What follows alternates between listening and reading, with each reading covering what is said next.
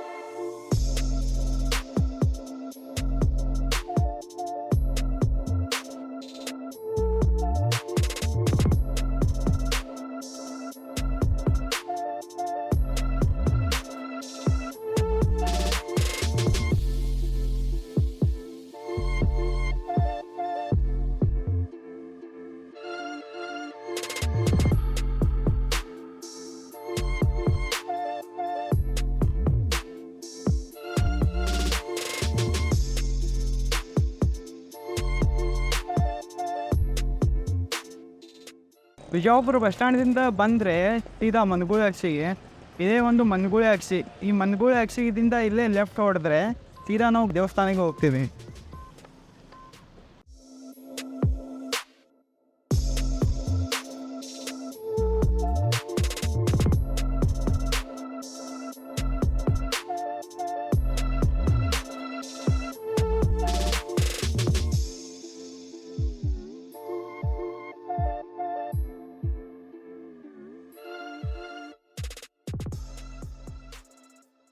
Finally ಇವಾಗ ಬಂದಿದ್ದೀವಿ ಗುರು. ಇಲ್ಲಿ ಏನಾದರೂ ಬರಬೇಕಂದ್ರೆ ಮನ್ಗುಳಿ ಅಕ್ಷಿ ಇದೆ ನೋಡಿ.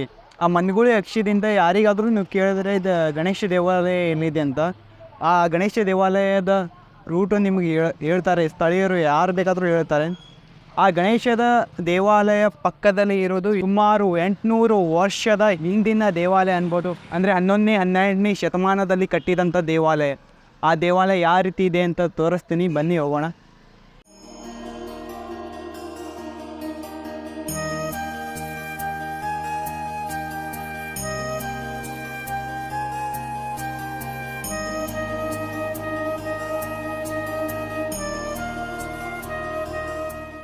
ಇದು ನೀವೇನು ನೋಡ್ತಿದ್ದೀರಲ್ಲ, ಇದು ಚೌಕಾಕಾರದ ಒಂದು ಶೈಲಿ ಆಗಿರ್ಬೋದು. ಮತ್ತು ಇದಕ್ಕೆ ನಾವು ದ್ರಾವಿಡ ಶೈಲಿ ಅಂತ ಕರಿತೀವಿ. ಅದೇ ಒಂದು ಕಾರಣದಿಂದ ನಾವು ಹೇಳ್ಬೋದು ಇದು ಒಂದು ಚಾಲುಕ್ಯರ ಕಾಲದ ಒಂದು ದೇವಸ್ಥಾನ ಅಂತ. ಮತ್ತು ನೀವು ಪ್ರಸ್ತುತ ನೀವು ಏನು ನೋಡ್ತಿದ್ದೀರಲ್ಲ ಶಿವಲಿಂಗ, ಈ ಶಿವಲಿಂಗ ಚಾಲುಕ್ಯರ ಕಾಲದ ಶಿವಲಿಂಗ ಇಲ್ಲ. ಇದು ಅಂದರೆ ಅನ್ಯರ ದಾಳಿಯಿಂದ ಶಿವಲಿಂಗಕ್ಕೆ ಯಾವುದೇ ರೀತಿ ಧಕ್ಕೆ ಆಗಬಾರ್ದು. ಅದೇ ಒಂದು ಕಾರಣದಿಂದ ಆ ಶಿವಲಿಂಗ ಒಳಗಡೆ ಇಟ್ಟಿದ್ದಾರೆ ಗುರು. ಅದೇ ಶಿವಲಿಂಗ ನಿಮಗೆ ಯಾವ ರೀತಿ ಇದೆ ಅಂತ ತೋರಿಸ್ತೀನಿ, ಬನ್ನಿ ಹೋಗೋಣ.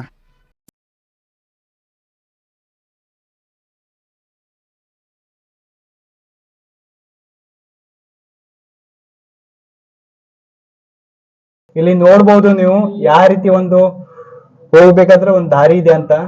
ಒಳಗಡೆ ಒಂದು ಶಿವಲಿಂಗ ಇದೆ, ಆ ಶಿವಲಿಂಗ ನೋಡ್ಕೊಂಡು ಬರೋಣ.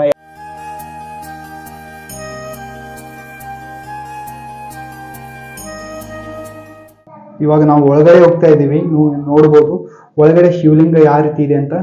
ಓಕೆ ನಡ್ರಿ. ಇಲ್ಲಿ ಸ್ಥಳೀಯ ಹುಡುಗರು ನಮಗೂ ಬಹಳ ಸಪೋರ್ಟ್ ಮಾಡಿದ್ರು ಇಲ್ಲಿ ಕರ್ಕೊಂಡು ಬರಕ್ಕೆ. ಅವ್ರ ಜೊತೆನೆ ಬಂದಿದ್ದೀವಿ ನಾವು.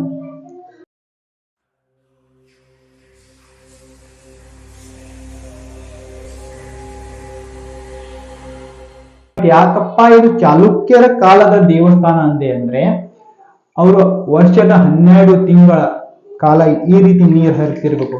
ಅದೇ ಒಂದು ಜಾಗದಲ್ಲಿ ಇಂಥದ್ದೊಂದು ದೇವಸ್ಥಾನ ನಿರ್ಮಾಣ ಮಾಡ್ತಿದ್ರು ಅವರು. ಅದಕ್ಕೆ ನಾನು ಇದಕ್ಕೆ ಚಾಲುಕ್ಯರ ದೇವಸ್ಥಾನ ಅಂತ ಅಂದೆ. ಮಿನಿಮಮ್ ನಮಗೆ ಸೊಂಟದ ಮಟ್ಟ ನೀರಿದೆ. ಆ ಸೊಂಟದ ಮಟ್ಟ ನೀರಲ್ಲೇ ವಿಡಿಯೋ ಮಾಡ್ತಾ ಇದ್ದೀವಿ.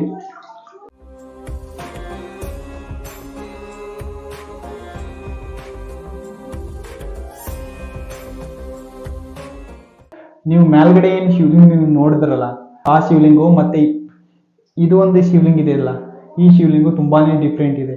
ಆ ಶಿವಲಿಂಗದ ಒಂದು ಲಿಂಗ ಇದೆ ನೋಡಿ, ಅದು ತುಂಬಾನೇ ಎತ್ತರವಾದ ಒಂದು ಲಿಂಗ ಇದೆ. ಈ ಶಿವಲಿಂಗ ಆ ರೀತಿ ಏನೂ ಇಲ್ಲ, ಸಿಂಪಲ್ ಆಗಿ ಒಂದು ಕಲ್ಲಿನಲ್ಲಿ ಒಂದು ಕೆತ್ತನೆ ಮಾಡಿದಂತ ಒಂದು ಶಿವಲಿಂಗ ಅನ್ಬೋದು. ತುಂಬಾನೇ ಅದ್ಭುತವಾದ ಒಂದು ಜಾಗ ಅನ್ಬೋದು.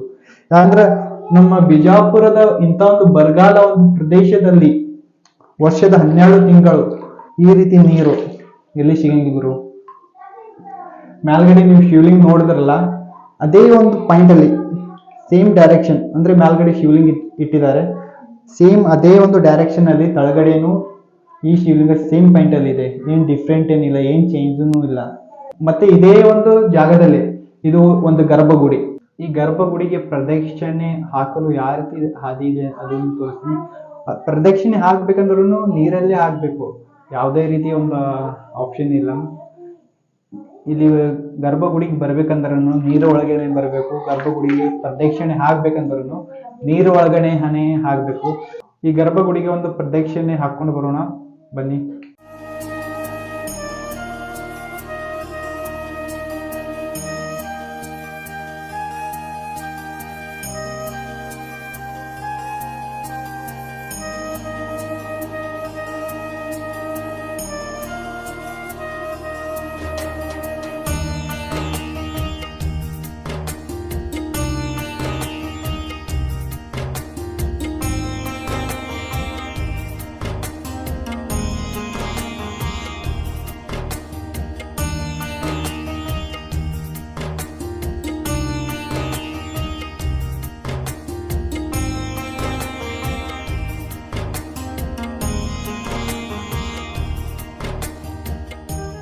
ಹೆಸರೇನು? ಸಿದ್ಧಾರ್ಥನು ತುಂಬಾನೇ ಹೆಲ್ಪ್ ಮಾಡ್ದ. ಆದ್ರೆ ಈ ಒಂದು ವಯಸ್ಸಿನಾಗ ಹೋಗ್ಬೇಡ್ರಿ. ಸುರೇಶ್ನು ಅಷ್ಟೇ ಅವ್ರ ಅಣ್ಣ ಕರ್ಕೊಂಡು ಬಂದು ಮತ್ತೆ ಅವರು ಹೆಲ್ಪ್ ಮಾಡಿದ್ರು ನಮ್ಗೆ. ಇವರು ತುಂಬಾನೇ ಹೆಲ್ಪ್ ಮಾಡಿದ್ರು. ಹುಡುಗರು ತುಂಬಾನೇ ಕ್ಯೂಟ್ ಆಗಿದ್ದಾರೆ, ತುಂಬಾನೇ ಹೆಲ್ಪ್ ಮಾಡಿದ್ರು ನಮಗೆ. ಮತ್ತೆ ಮುಂದಿನ ವಿಡಿಯೋದಲ್ಲಿ ಸಿಗೋಣ. ನಗ್ತಾ ಇರಿ, ನಗಿಸ್ತಾ ಇರಿ. ಜೈ ಕರ್ನಾಟಕ.